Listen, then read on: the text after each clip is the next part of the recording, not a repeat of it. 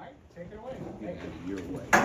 Good evening. I've got quite a few slides here. We can go over anything in additional detail if you want, or we can skip stuff if you find it you don't really care to know about that. So just let me know, don't be bashful as we go along.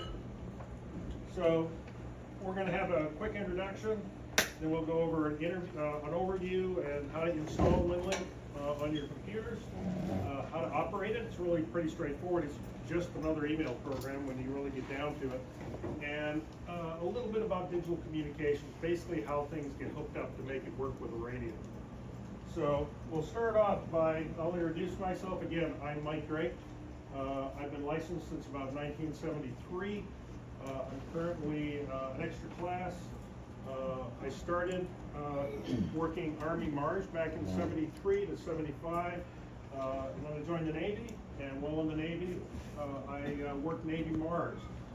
Adak, Alaska, Augsburg, West Germany at the time, and of course Pensacola, Florida. I got out of the Navy, went to the University of Florida, got my degree in electrical engineering, and spent quite a few years at Raytheon E-Systems, where I specialized in system engineering for communications and data fusion systems. I'm currently the training officer for Pinellas County ACS. So if you need to contact me, I do have an email address, I do have cards if anybody's interested. All of this information will be posted on the Pinellas County ACS website. So you can find all that information there. And for those of you, we talked about an RTTY. That top picture, all the way to the left, that's a Kleinschmidt teletype machine. That's how we used to do it in the good old days. So that's my old ham shack back in Maine where I grew up. It's a lot easier to do now. That had a lot of moving parts. Okay, so what are we trying to accomplish here? Ideally, we want to develop the skills needed for digital communications with WinLink. How to set up and configure WinLink, how to create, send, and receive messages using WinLink standard templates. One of the nice things about WinLink is it has embedded templates in it. So if you wanted to send a radiogram, you can click a form up, the whole form will come up, it'll be a radiogram, and you just fill in the pieces, parts, and send it. It's already built into the system. You can send messages directly by internet, you don't need a radio. You can also send messages by HF, UHF, or VHF. All of those will support WinLink. You don't have to have any previous experience. Computer with internet access is one thing you're going to need to get WinLink set up at home. You do need a ham radio license. You need Technician General Advanced or Extra Class license. And that's about it. Not too much to that. Okay, so let's go over overview and installation. WinLink, at its core, is just an email program. You've all used email by one means or another. When you actually begin looking at WinLink, you'll see that's what this is. You can download it from the WinLink website. It's a no-cost computer program. You just download it. As I said, you do require a valid FCC license. You can exchange messages between different ham radio operators. The example I've got up here is between myself and Will.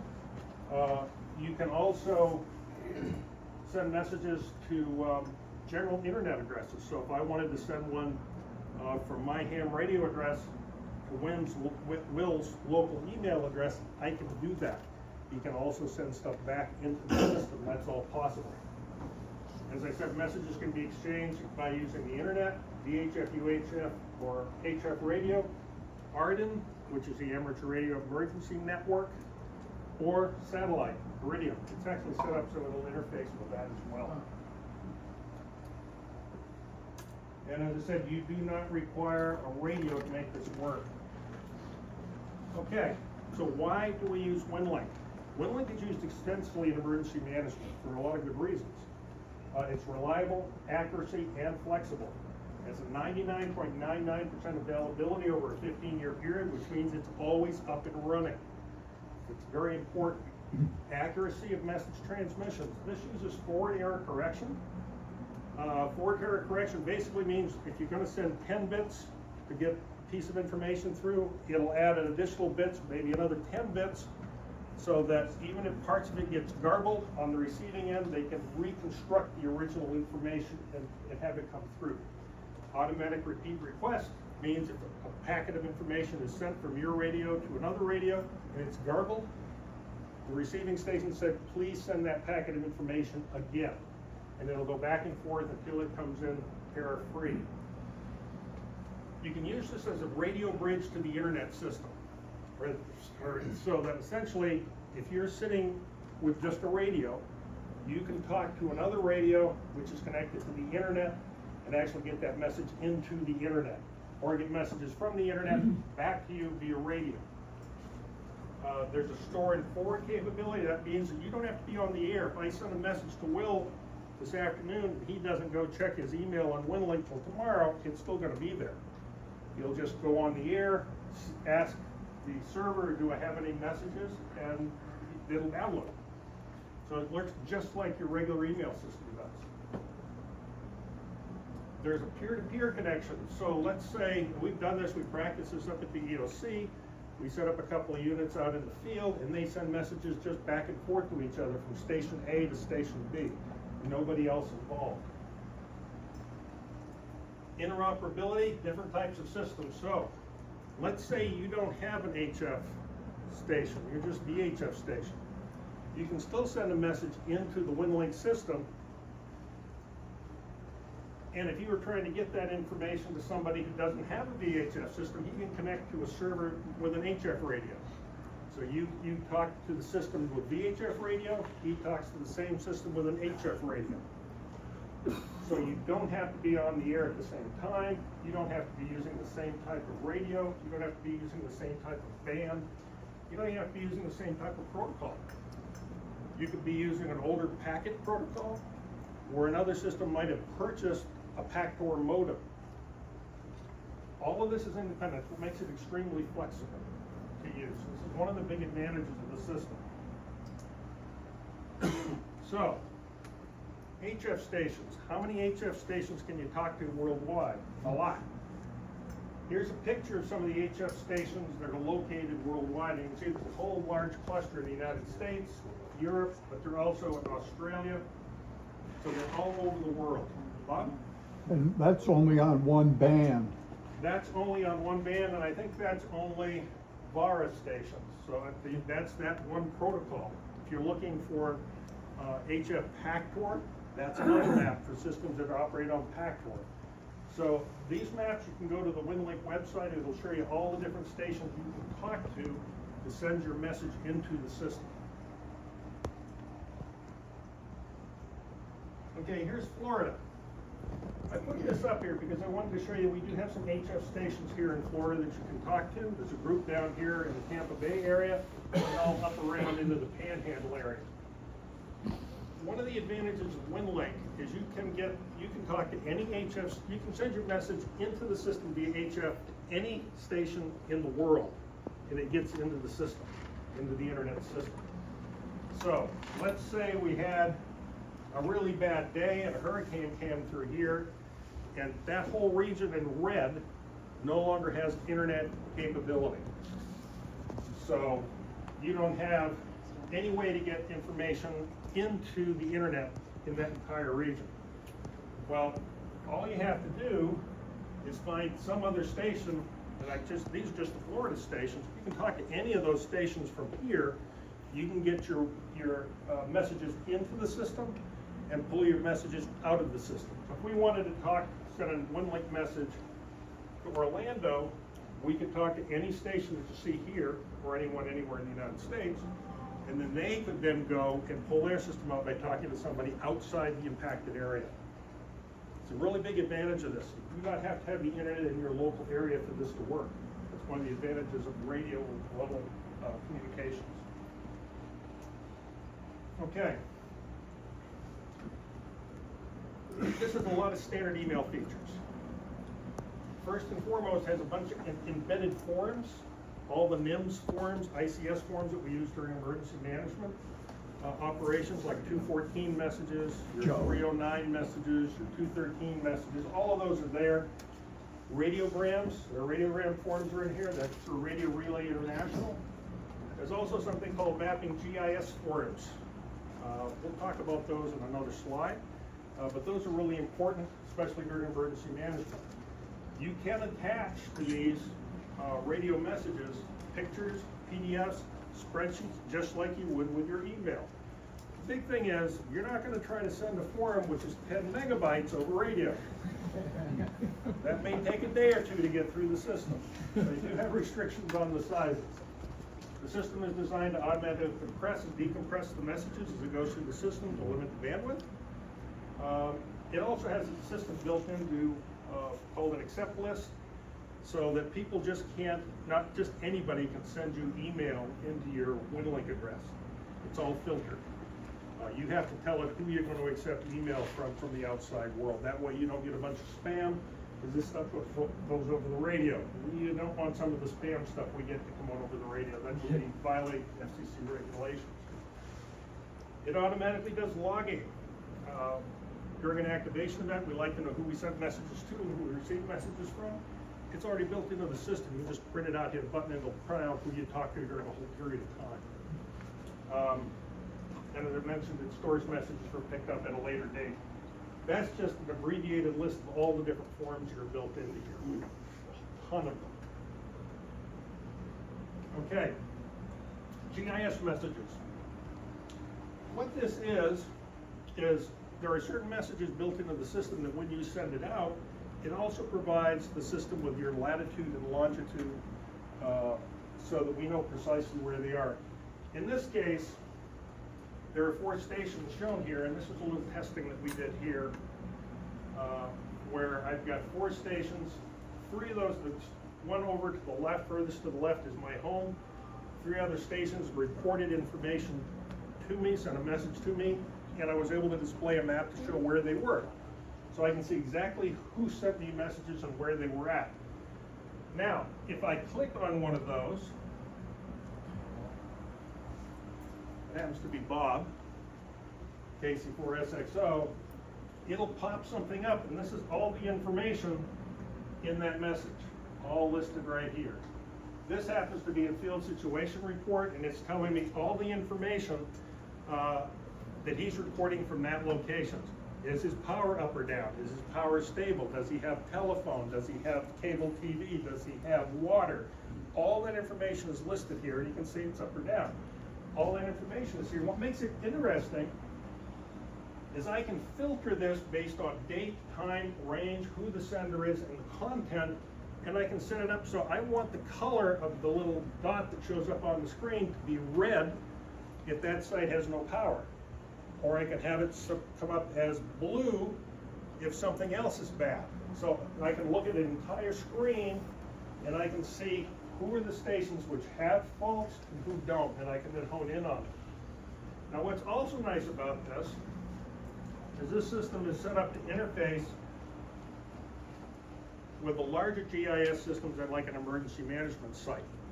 As those messages come in, I don't have to do anything. They just come into my station. They automatically update a database, and the EOC, if they wanted to, can go get that information and ingest it into their GIS system as well, so they have all that data in real time. This type of system is used throughout the United States in various areas. We did an example of that, is what happened Wednesday. On Wednesday, there was a multi-regional exercise with FEMA. The basic scenario was that there was a 7.8 magnitude earthquake somewhere around Memphis, Tennessee. As you can imagine, that would cause a significant amount of damage. What you're seeing here is FEMA for all shares and amateur radio operators to report status using WinLink field situation report messages. As part of that exercise, over 1,119 messages came in from all over the United States and Canada. They were able to ingest all that information and be able to display all the information on a single map. Now, if they wanted to filter that and only say, I only want to see those locations that had power failures, they could do that. So There are multiple ways to display all that information. Well, this is a critical component of WinLink and a mechanism that can be used to collect information from everybody. Yes, sir. Mike, did anything show up for the Texas flood? I don't know what the FEMA requested. This is just an exercise. Yeah. I don't know if they requested any information from the Texas flood. Do I have any questions? Sort of just going over why and how WinLink can be used right now. So I can type it in from a computer and text, and then want to know convert to voice on the other end, depending on what you're going to. It'll come up as a form. You actually fill out the form. Do you have power? Yes or no. Is your power stable? Yes or no. Is your internet up? Yes or no. Do you have no weather radio working? Yes or no. What's the call sign? You can put all of that information into a predefined form. You send it, the receiving station gets it, and it shows up as a little dot on their map, and they can click on it and get all the information. Or they can look at the form, just the same form you filled out. It's an HTML form. And they can see the exact same form as you filled it out. They can convert that to a PDF so that you can email, once it came in, you can email it to an emergency manager or somebody else in that way, if you're outside the damaged area. For this event, their assumption was that about 500 miles around this, they had critical infrastructure failures, including communication was down. So they were expecting people within that region to use radio, those people outside the region where we are over 800 miles. Over 600. Over 600 miles to use internet to send our messages.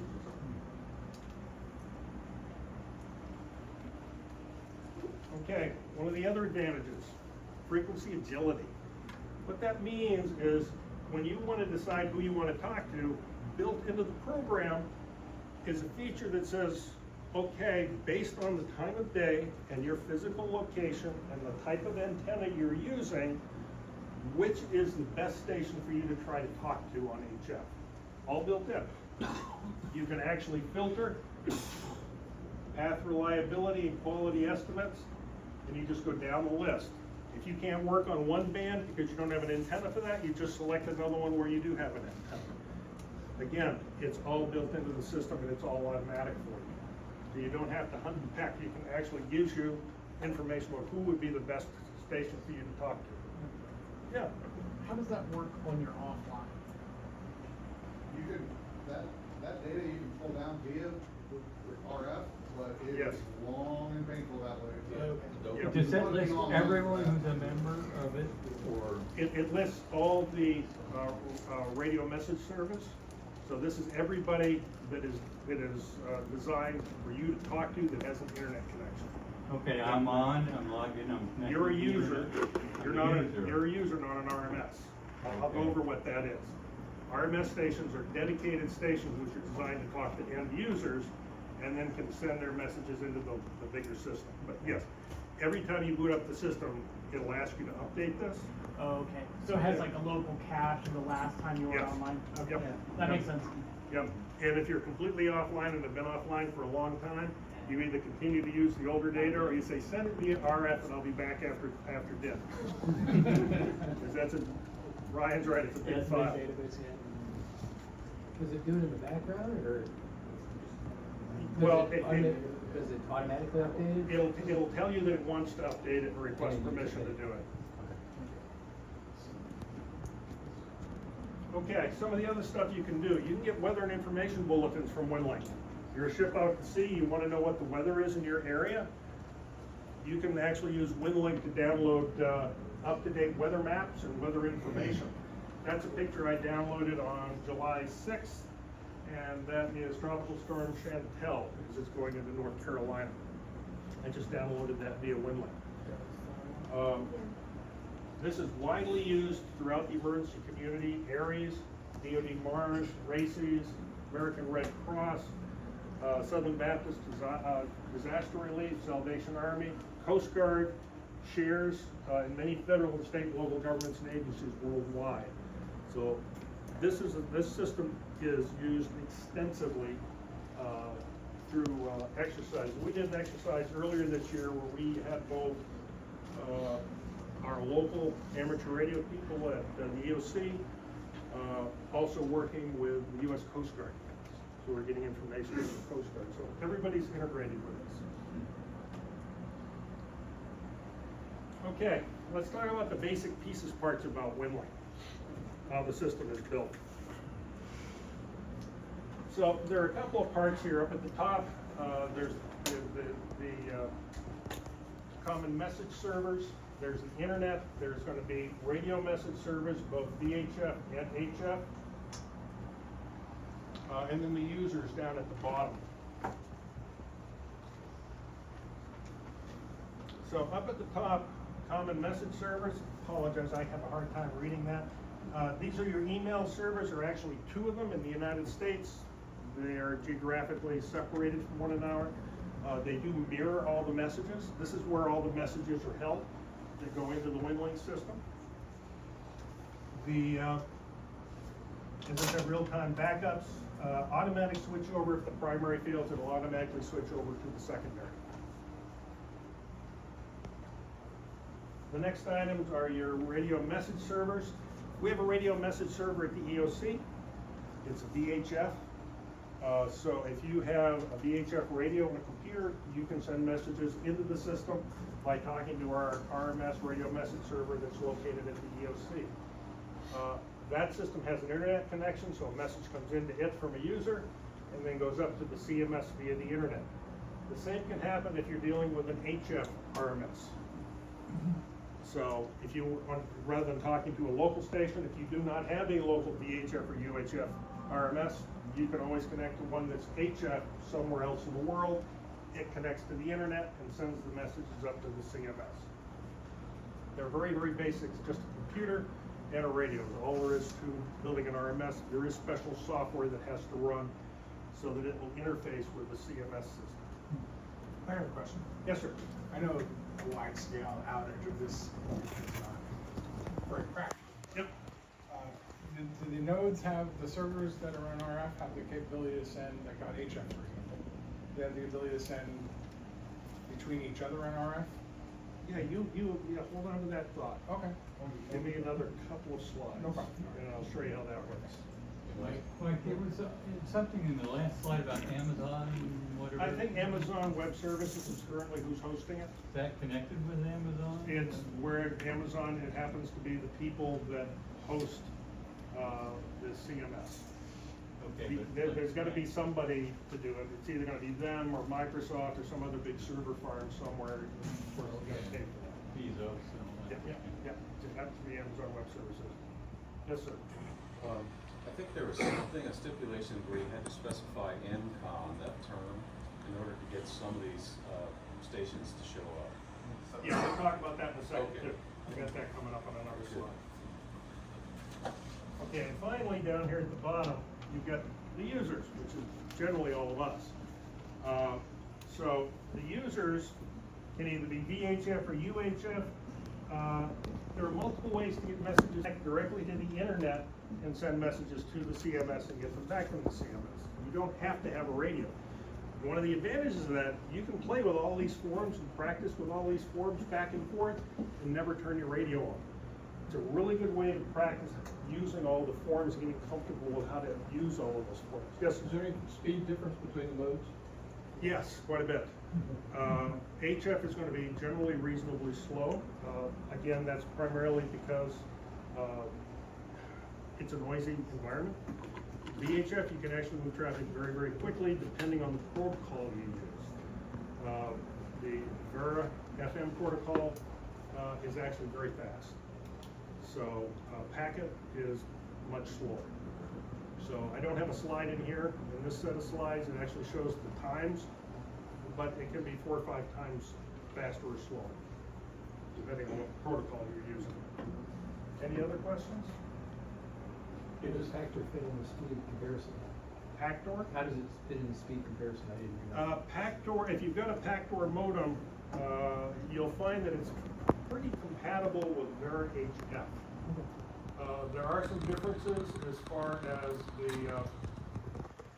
the tolerance to noise and reliability, but they're actually pretty close to one another. So Vera FM is like the fastest? Vera FM on, it's of course VHF, UHF is gonna be fastest, yes. There's two ways you can set that up. You can buy a license for Vera. It's pretty cheap, I think it's like $75 or so. And that will unlock all the speed levels with Vera. If you don't, you're gonna have the restricted speed levels. I think it's restricted to like the first 3 speed levels. It's a lot slower. So if you do buy it, it's good forever. It's good for as many radios as you have with your call cell. So, yes, sir. Also with the license with Vera there, you get the ability to use digipeaters. Right. And we'll talk about digipeaters as well, because you don't have to be within a line of sight of an RMS. You can actually go through repeater systems, digital repeater systems to get to the RMSs. Yes, sir. It just, as an example of the speed difference between Vera FM and Packet, I typically use Packet because I've got a KISS TNC built into my HT. I also go through our digipeater on the Dunedin Hospital. The exercise this past week where you had us attach a 25K JPEG to a message, yep. to a message, photograph. It took me 12 minutes. What?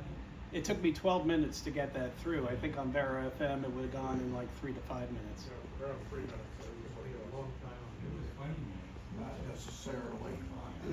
Yes, sir. I had a question. In one of the earlier slides, you mentioned the Arden network. Yeah. Are there actually any WinLink RMS running on Arden in this area? Not that I'm, there's a lot of Arden out on the West Coast. Yeah. They have these hill things out there. And it's big in which makes- Hawaii too. Yeah, it makes it easier because you can put something up on a hill. We're all line of sight. Yeah. So it makes it a little bit more difficult to get some significant distance. But I'm not aware of any Arden networks in the area that are currently set up with WinLink. Oh, I might be able to hit the ones there, so I'll try the. So, 1200 baud, by the way. okay, so here, Oh, yes, it. so not only can we go back to an RMS, there's a big CMS in the sky, you can also just send messages back and forth, either VHF or HF. So, as I mentioned, we do this up at the EOC, we bring some of our command runners outside, we send messages directly point to point to each other. But you could also send peer-to-peer from an HF station here to anybody you can talk to directly. The advantage to that is you don't need an RMS, you don't need the CMS up and running. However, you have to be on the same frequency at the same time. You have to coordinate. So say, well, I'm going to talk to you at 3 o'clock in the afternoon on this frequency on this day. And it's all going to be a function of propagation conditions and the rest. So you don't get all the advantages you have with WinLink when you've got the entire network to deal with, but it does allow us to talk basically point to point.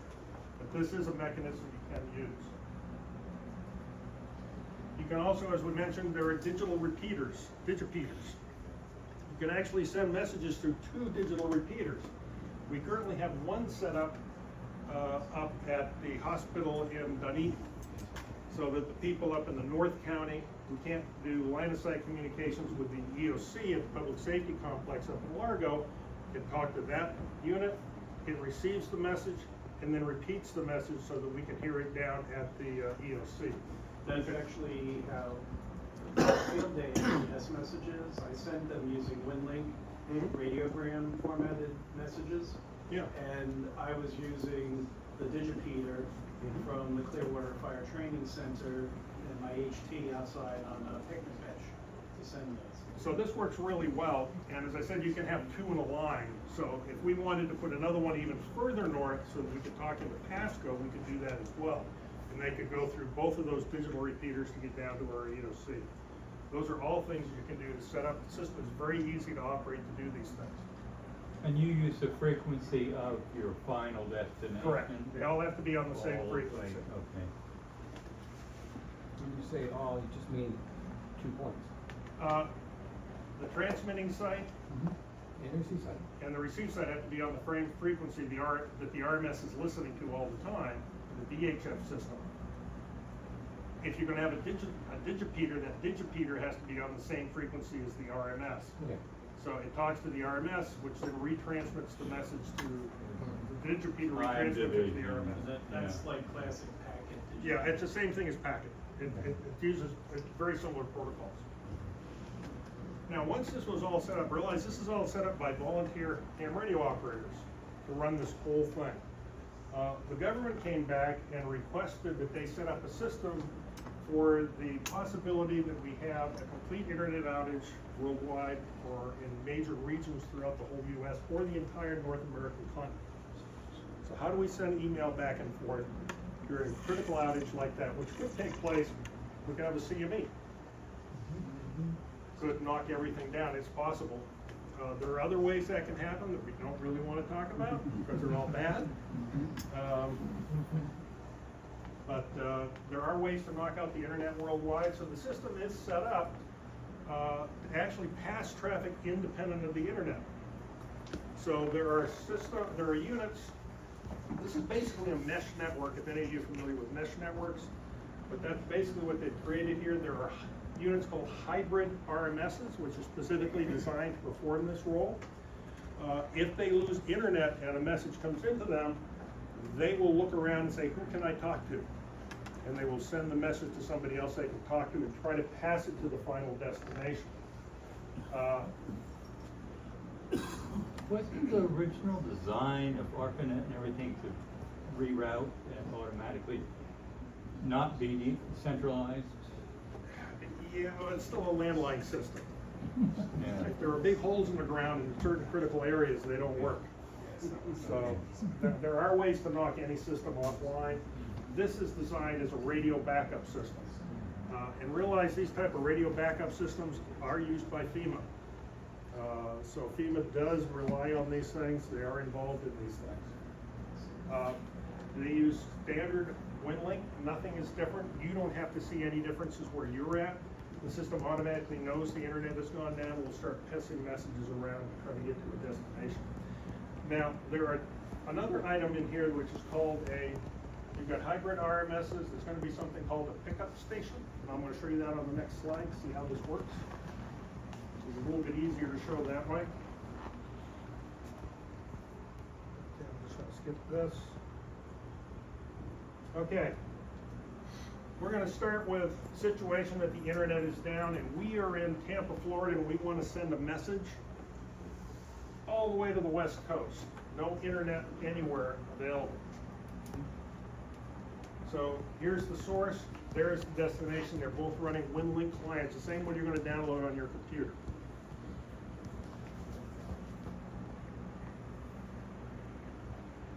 The stations which are popping up here are your hybrid RMSs. And I just popped some on the screen. That's not where they're really located. I just put it on here to make it easier to show pictures. But there's a whole bunch of them throughout the US.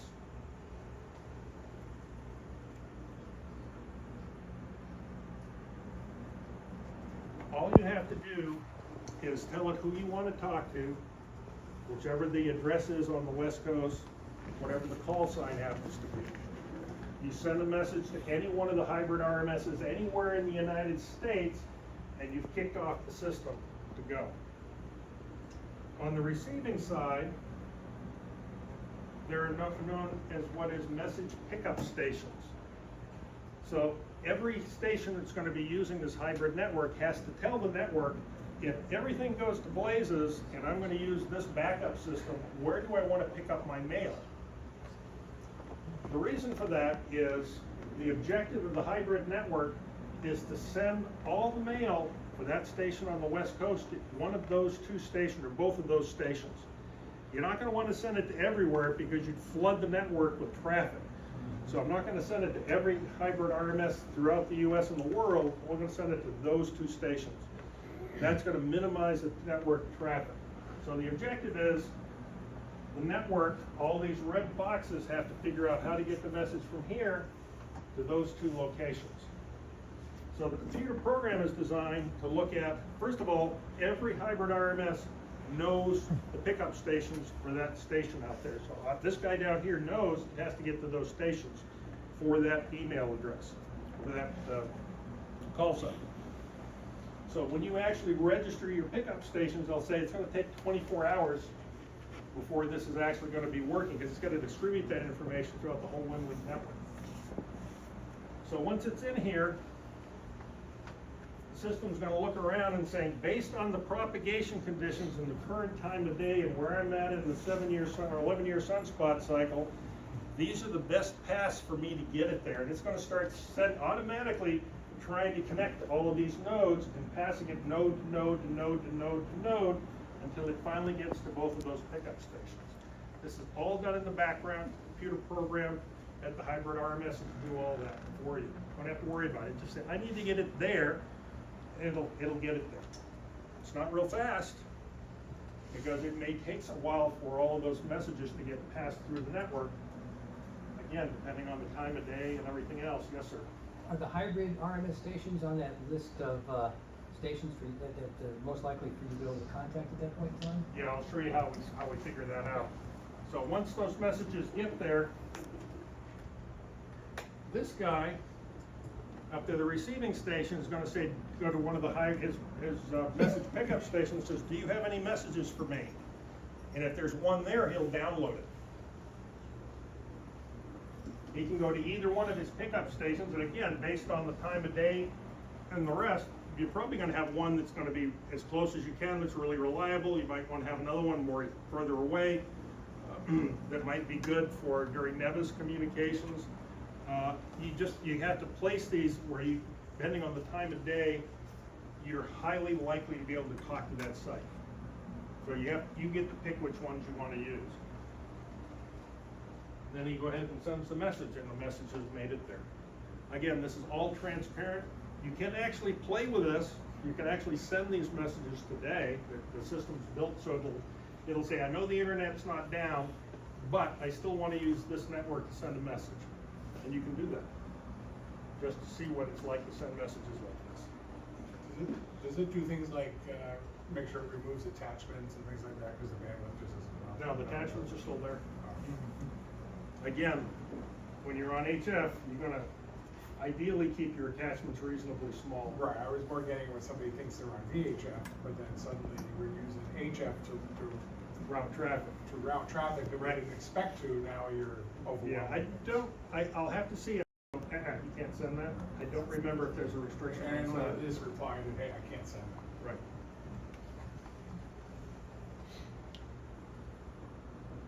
Okay. How do you figure out where your hybrid stations are? You go to the website, WinLink website, and you can ask it to show you the stations. It's going to show you a map like this, and these are VARA stations, and it shows you all the VARA stations. I just book a piece here at Florida, so you can just look at Florida. And what you're going to do, and that's where you pick in here and we say, okay, I want VARA stations. Any station which has an H in it is a hybrid station. So if this happens to be a hybrid station because it's got an H, there's an H here, no H's here, an H over there. So you can see this when you bring it up on your computer, you know where the hybrid stations are. So you can keep track of those. And you do this ahead of time. You don't wait till the internet's down and start trying to use that. Yeah. You can click on that and it'll give you information. This happens to be the Hillsborough County EOC. And it'll tell you what frequencies it's operating on, what its operational hours are. All about that will be there for you. All that information is available. Okay, let's talk about how you get WinLink on your computer. Are there any questions up to now? I know I've been throwing a lot of stuff at you. Overwhelmed? Too much? No. Okay, WinLink's pretty easy to download. You go to the WinLink website, they've got the download link on there, and you go to your user programs, and WinLink will be right down there under user programs. You go down here and it says WinLink Express install. That happens to be 24.0. I think that's one of the latest versions. You download that. You unzip it. If you get a bunch of error messages, tell it, yeah, I know it's going to destroy my computer. I don't care. Just say, yeah, go ahead and download it and do everything. Ignore the pop-ups. Follow all the default questions. Just answer yes, go ahead and install it. It'll install it in a folder for you. automatically on your computer, and then you can run WinLink. As far as initialization is concerned, you're gonna get a screen that comes up that looks like this the first time you operate it. The required fields are the ones I've got in red. There's a call sign, you have to give it a password. What do I want my WinLink password to be? This field here, which is empty, is the password recovery email. Very important. If you forget your password, that's where it's gonna send the password to if you ask for a password, to get your password back. Are there restrictions on system requirements, for example, operating systems and such? I believe it'll work on virtually anything. Most of these are gonna be on Windows. Anything made by Microsoft. Yeah, anything made by Microsoft. I don't know if this will run on Linux, or Mac. I don't have. There's There there's other options. are other WinLink options. Express runs on Windows. Yeah. If you use a Mac, you go and find Radio Mail. Yeah. Radio Mail is another That's, WinLink yeah, client. that's a client. And it runs great on Mac, your iOS device. I use it on my iPad. There's even a version that runs On your phone. Android, Yep. Windows on Android called WOAD, WOAD. Yeah, most of this stuff is designed to run on Windows. The version of Windows can be ancient. So if you're running Windows 7, it'll still, because I think we had Windows 7 at the OC this was originally running on. And it was still And if you're running Windows 7, please do drop your name off up here before you retire. It's pretty old. It's gonna ask you to put in your grid square. The service codes are kind of important. There are two service codes I've got listed up here. One is public and one is MCON. Now, what's important about that is that's gonna tell you which RMSs you can see.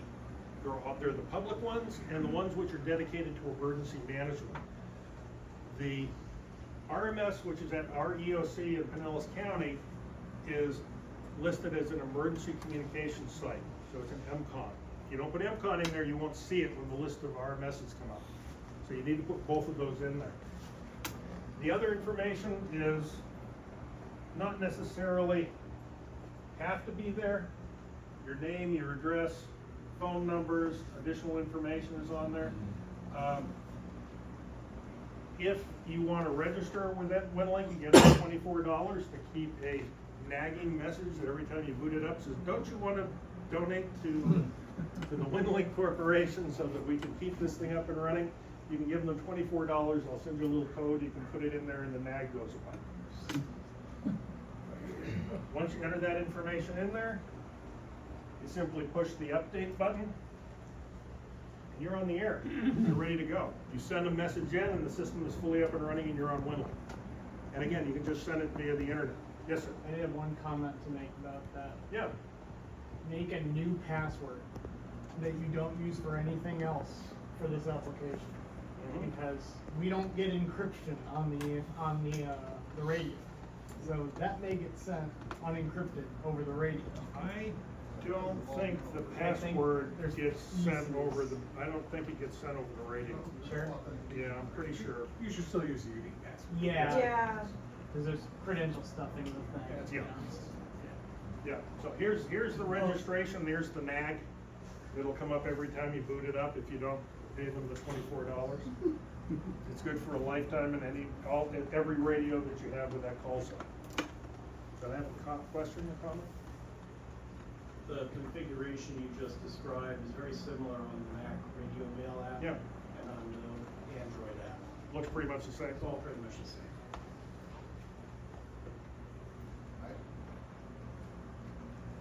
Just thinking about that moment, is the password only used if you use like a telnet session to get into your mailbox versus over RF? Telnet's not encrypted either. Yeah, nothing's encrypted. Oh, even on data? Oh, I thought maybe it was a telnet. That- Alex's point is valid. Yeah, the, I thought it wasn't. I'll have to think and take a look at where the password is used. Otherwise, what's the point of the whole? Well, it could be S-Telnet too, still wrong number. You're not gonna be able to send a message unless you have a password in there. Account and everything. Right. So the account is required. You can log into your account on the WinLink website as well. There's specific information you can do there. Yes, sir. So it's just a point I kind of missed, so. Yeah. How do I confirm that I'm an amateur radio operator? It will do that for you. If you send in a bogus call sign or an expired call I sign, just it'll have to say, put my call sign in and that's all? you have to put your call sign in correct. Okay, so it doesn't, so I could, It's gonna look you up. It's gonna look you up. okay. It's gonna look Yeah. up the call sign. It's gonna look up the call sign. Okay. Okay, how do we operate WinLink? It's actually pretty simple. It's an email program. It works like pretty much every other email program. You're gonna have folders over here, inbox, outbox, sent items, deleted items. Here's what the messages look like when they're coming in. Up here at the top, you've got areas which says new messages. You can forward a message, you can reply to a message. All the little boxes are up here. It's very, very easy to use. You can create an address book. I've got an address book down here. There's a bunch of names in it. If I click on a name in there, it will populate it with the call sign, because I created an address book, so I can click on the names and it puts the call signs in there automatically for me. Very, very easy to use, just like any other email program. So, in this case, I'm going to create a message. I happen to be sending that to Clayton, KJ4RUS. I just put in a subject line and some data down there, very, very simple, who's it from, and away it goes. Just click, post it to the outbox, and send the message. It is just an email program. Okay, something to keep in mind. This is amateur radio email. You do need to comply with Part 97. Do not put something in one of these messages which would be in violation of Part 97. That's why there's a very strict requirement on who can send messages back into the system, and you have on your own, when you log into the WinLink website, there's an accept list. So if you have your spouse and you want your spouse to be able to send you information via the internet, this is the basic configuration you're dealing with when you set stuff up.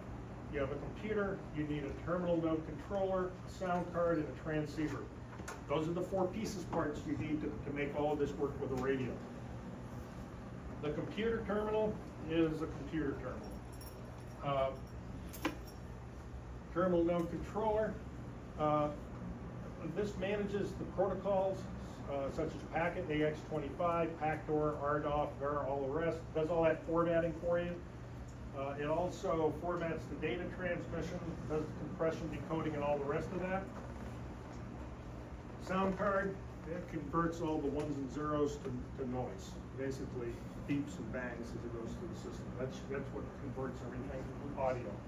So it'll go through your transceiver. It also keys the transceiver. That's what it used to look like when we did that. How many people have used one of those? Yeah, you're all that age.